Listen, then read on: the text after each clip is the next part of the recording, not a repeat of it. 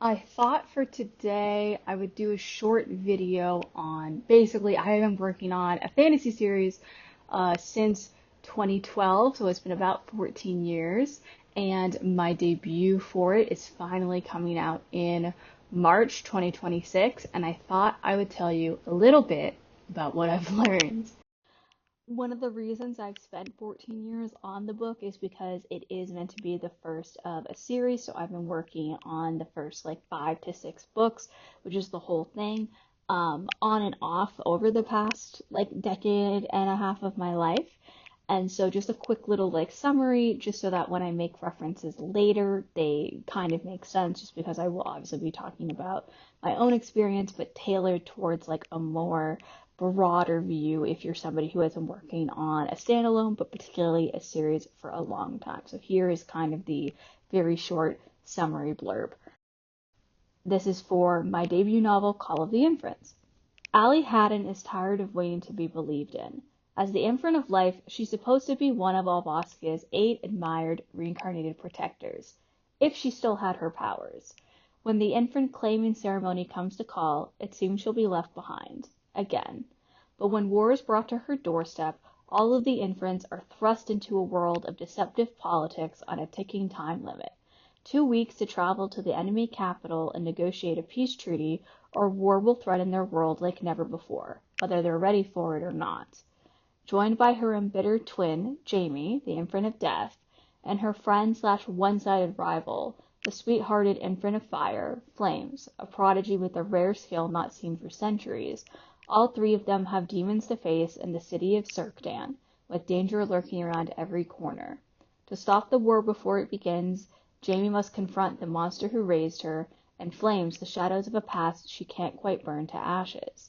And perhaps Allie can finally find the secret to unlocking her powers, if the last infant who was dormant like her isn't the monster everyone says he is. Haunted by the infant who went off the rails and struggling to find her place in a world that seems determined to shut her out of it, Allie and the infants must rise to the challenges set before them, or risk losing the only family they have left, each other. The first thing is that you need to know, ideally sooner rather than later, whether or not you want your project to be a standalone or whether you want it to have the capacity to be multiple books, 3 books, 6 books, etc., etc. I always kind of knew I had this idea for something that was rather sprawling, of you start with characters who were kind of on the younger side, sort of like Percy Jackson, of being like 13, 14 years old, and then you steadily watch them grow up and the books get darker as you go as well.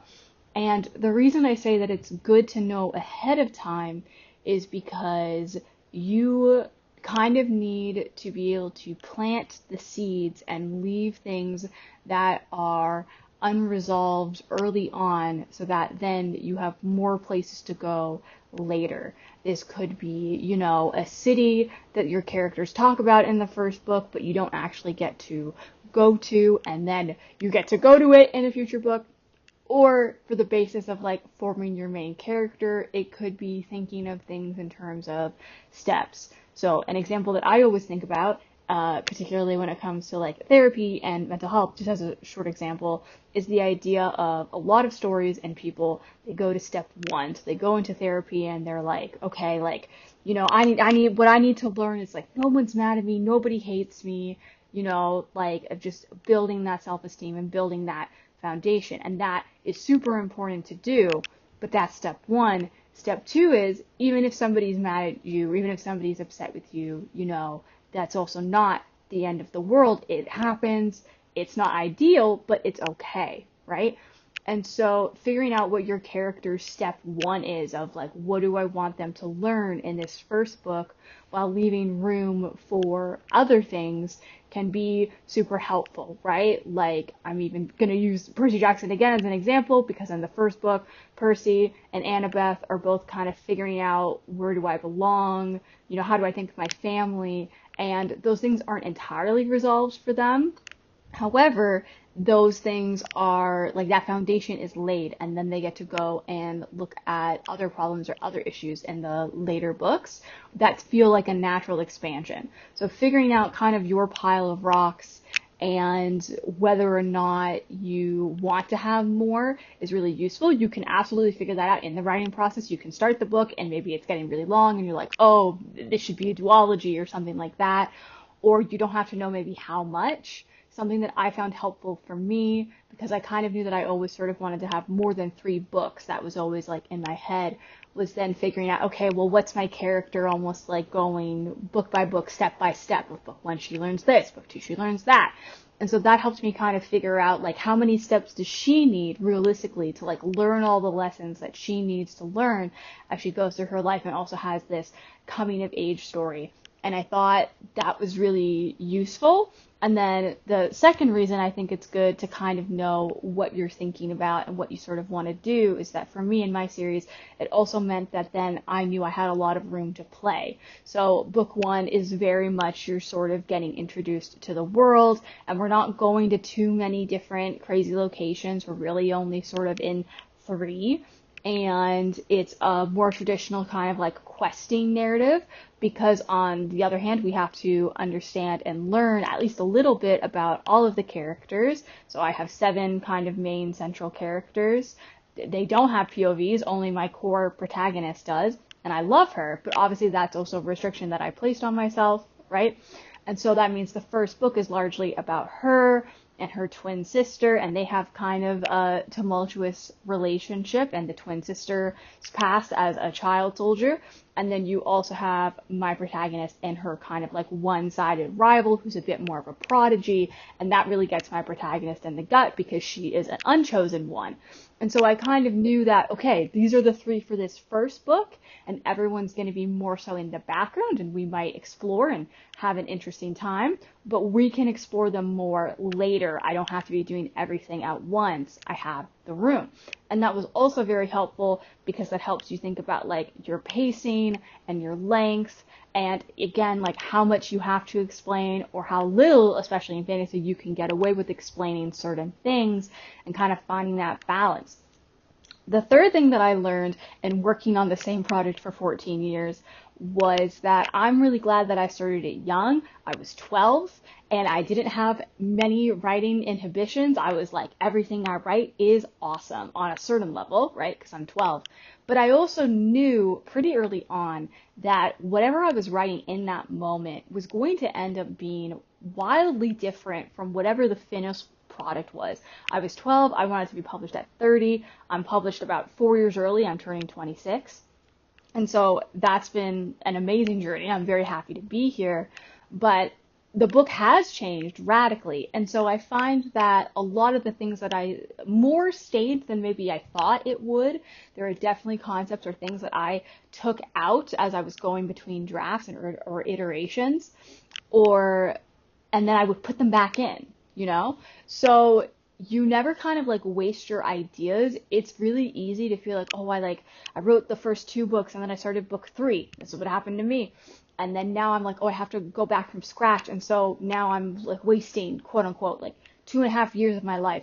And the truth is that that time wasn't wasted. It was like the time that your story needed to find the shape that you ultimately wanted or needed it to be.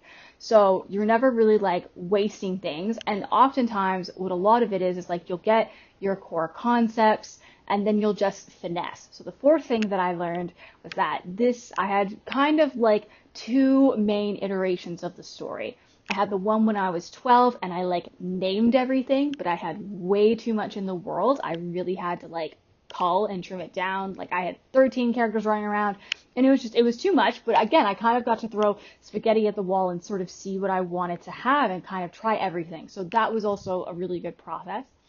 And then started from scratch about 2.5 years in. And so I was about 15 and I was not thrilled, but I kind of knew, and I was like, okay, I'm starting from scratch because the direction I'm going in and the kind of world that I've built right now, it doesn't feel sustainable for what I want it to be. I was also older. I had read a little bit more, right? And so I knew that whatever I wanted to make next was something where I wanted it to feel really right and that I could have this really strong foundation to build on and explore and, you know, kind of thinking about the themes and ideas that I really wanted of character concepts or messages or whatever. And so I took about like a year where I didn't touch the project at all. I basically just wrote fan fiction, which was a lot of fun. It was also a nice way to keep my skills sharp as I was in between projects. And I just thought about the book and I thought about like, what do I want? What am I interested in? That sort of thing. And so since about like the 2016 iteration, I've just been finessing. Again, I got through 4 books and then I was like, I need to go back. This time not from scratch.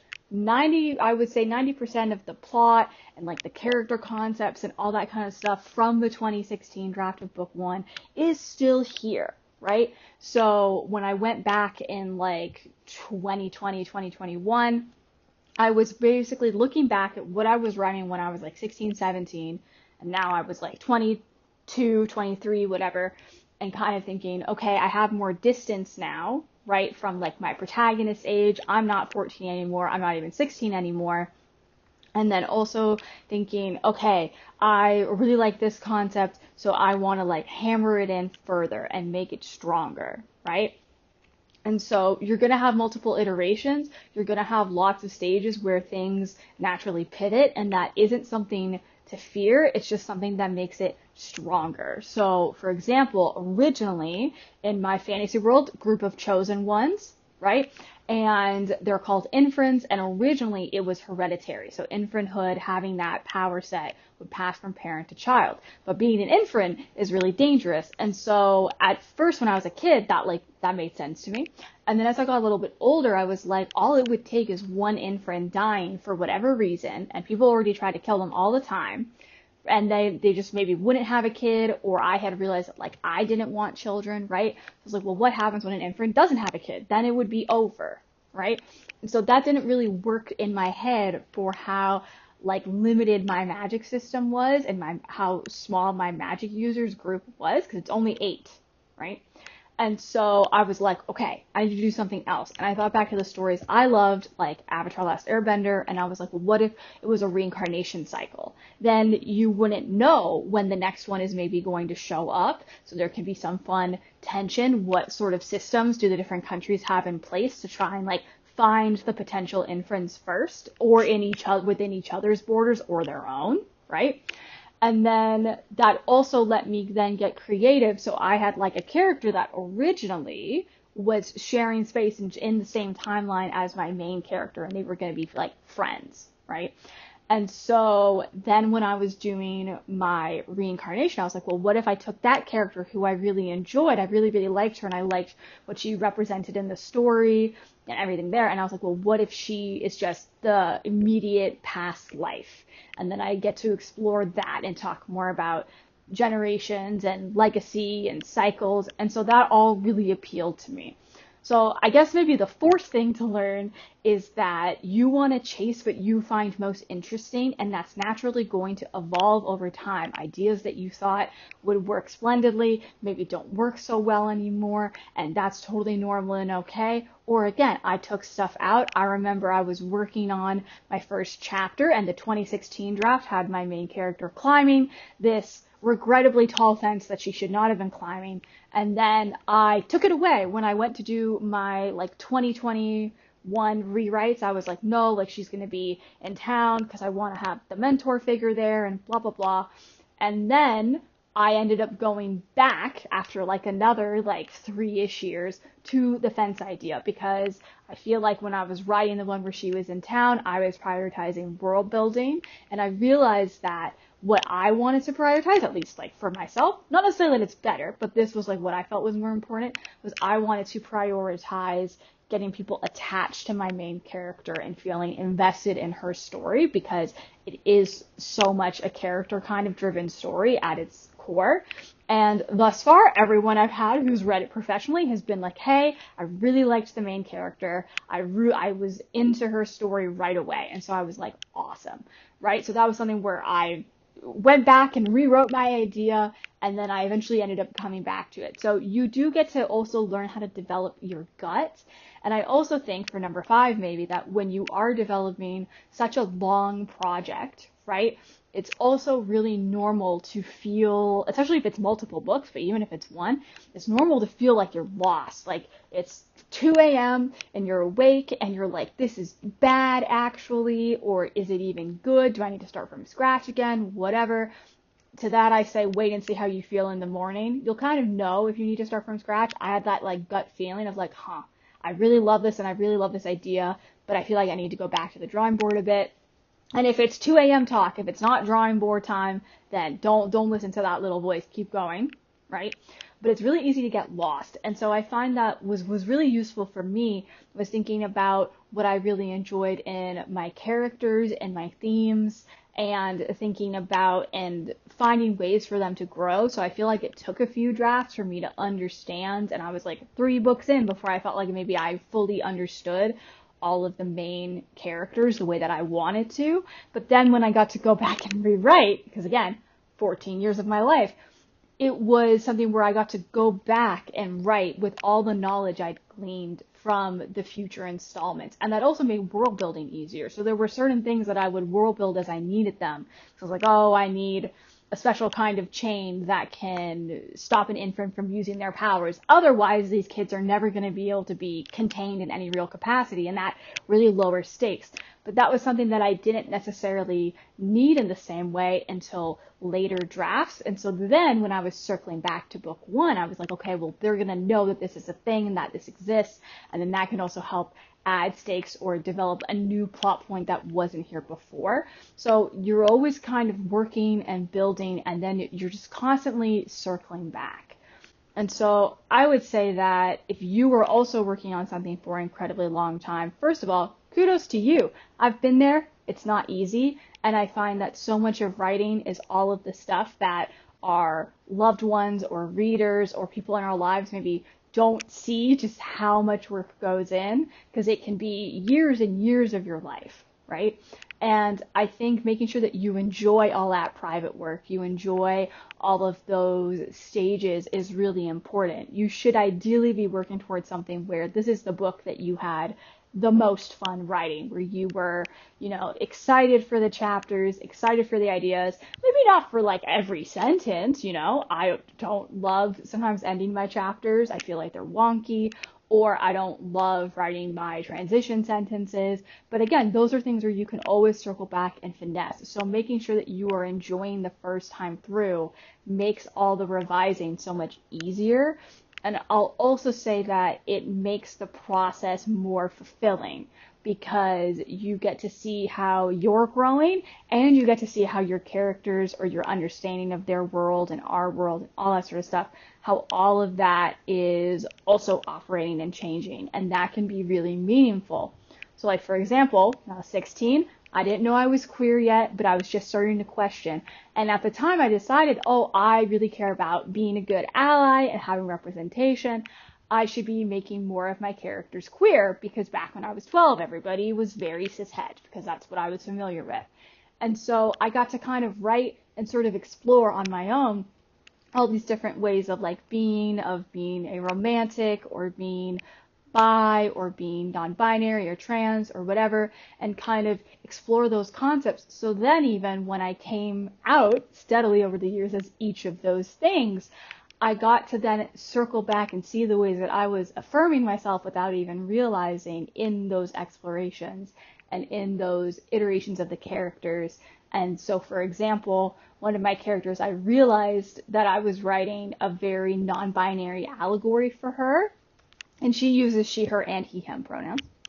And so I was like, well, if I'm writing the allegory, I might as well just also make this character canonically non-binary. It's a little different from my experience, because he's gender fluid and I'm agender, but there's some overlap. I can resonate with some of this.